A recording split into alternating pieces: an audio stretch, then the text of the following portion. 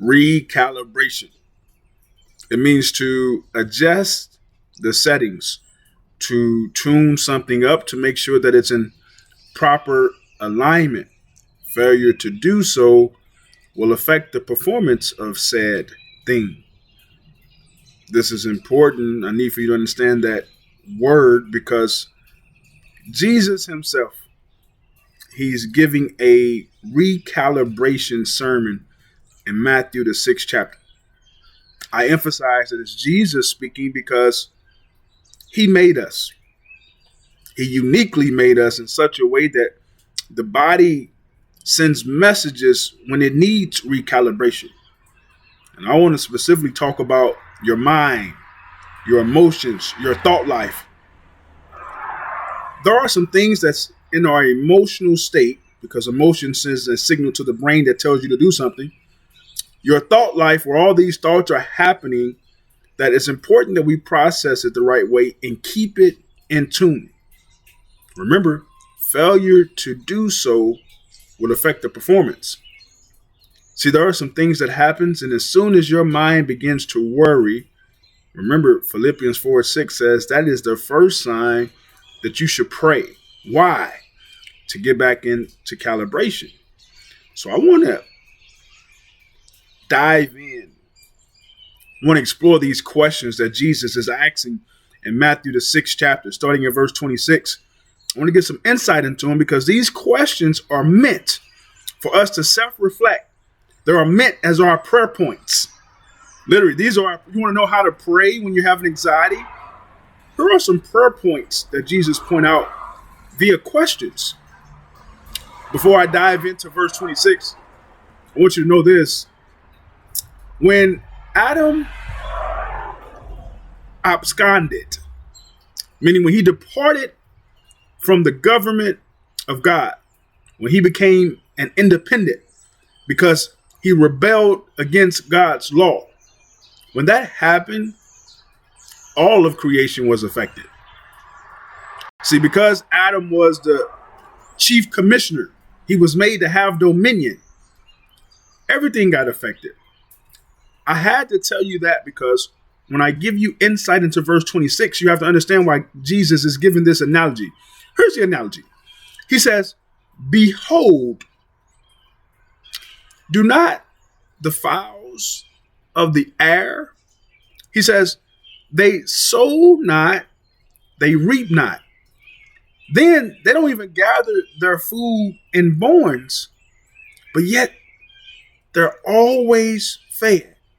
He says, is it not the Heavenly Father that feeds them? He, in this verse 26, the illustration that he uses is a part of creation called the fowls, the birds of the air. That's important for you to understand because he's taking us back to the very beginning of how we were made to operate. Adam, notice that in those first few chapters, I know that when you read it in chapter form, it seems like it's happening so fast. No. For years, Adam had no worries, no wants. He was provided for by the Heavenly Father. That's why I had to tell you about Adam, because Jesus goes right back to this analogy. He had to use the fowls of the air. He didn't use man because it's man that needs recalibrated in this sense. We have to get back under the government. When you're properly aligned under the government, what he's saying is, and here's the question in verse 26. Here's what he says at the end. He says, are you not more than they? Than who? The birds. Are you not more than they? Surely I value you. This is what God himself, Jesus, is teaching. Surely I value you more than they. And if they have no worries for their life, they don't have to store up. They don't have to heat. They don't have to be greedy. They don't have to be selfish. They're not hiding things. They're not refusing to lend a hand. If these birds neither sow nor reap, but they're provided for by the Father, he says, surely you know that you are much more to me than they. He's recalibrating us. The question is meant for you to reflect. This is your prayer point. Lord, I know that you love me so that you will provide for me. But here's the key. The fowls of the air are provided for by the heavenly Father. What he's telling you is, when you are under my government, this is why the love that he did for us is so compelling. Who would not want to be loved by such a father that says, the legal justice system, death was never a part of me. I didn't create it, but it was part of the legal justice system when I told Adam, don't abscond, because if you do, surely you shall die. That was not my original intent. How do I know that was not part of God's plan? Because it did not exist until Adam did it. And then when Adam did it, it grieved God so that he didn't want that. So he sent this only begotten son because he no longer wanted us separated. In this verse, he's still reminding us of that. I don't want you to be separated from me. So when you begin to have anxiety, when you worry about all the things, the bills, what you're going to wear, how it's going to work out, he says, get underneath my government. Know that, will I not take care of you? This is a prayer point for anxiety. He's not finished teaching. Let's go down. In verse 28, same chapter, now he makes a comparison to another part of creation. The lilies of the field, they're beautiful. He says, you worried about what you're going to wear. He says, do you not see that the lilies of the field grow? They grow and they're beautiful and there's no labor to it. They're not striving. They grow. Then he does a rebuke at the end of this verse. He says, get down to verse 30. He's still talking about the lilies of the field. In verse 30 now, he's talking about the grass.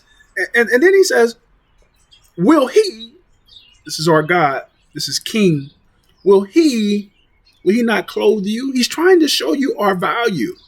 I love you so. When you're underneath my government, you're in alignment. The law is constantly on your mouth. You're meditating on it. You love me so that you are obedient. You're doing what I say. You're in right standing with me. Surely I would take care of you.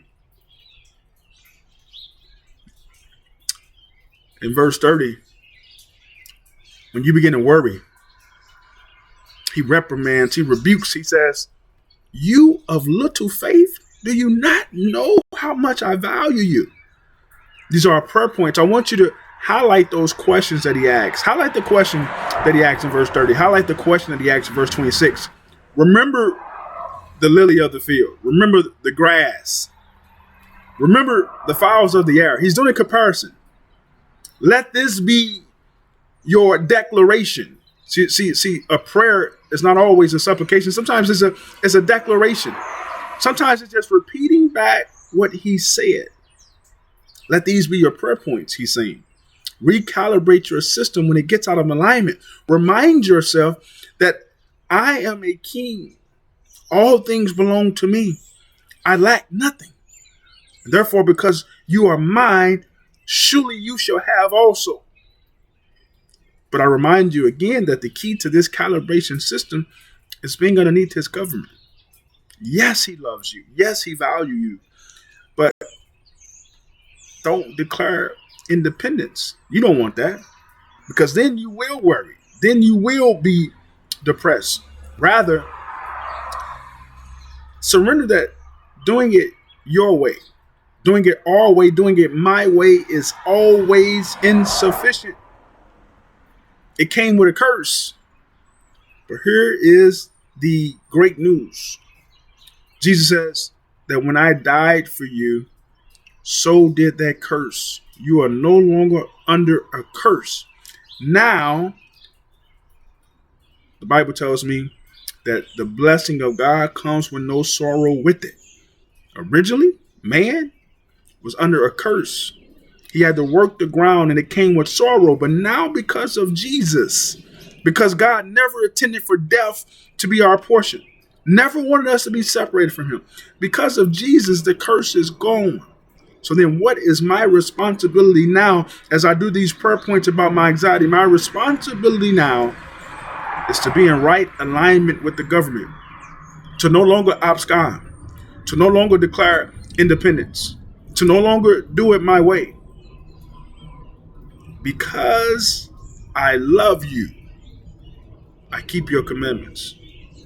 Because I love you, I meditate on your law.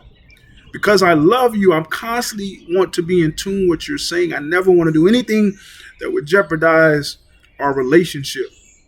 He says, to such a person will I not surely take care of you.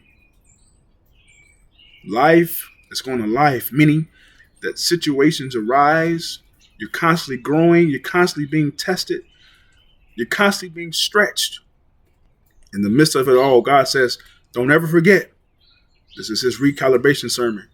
Don't ever forget that if I take care of the fowls of the air, and I take care of the lilies of the field, and the green grass grows, then surely you are the apple of my eye.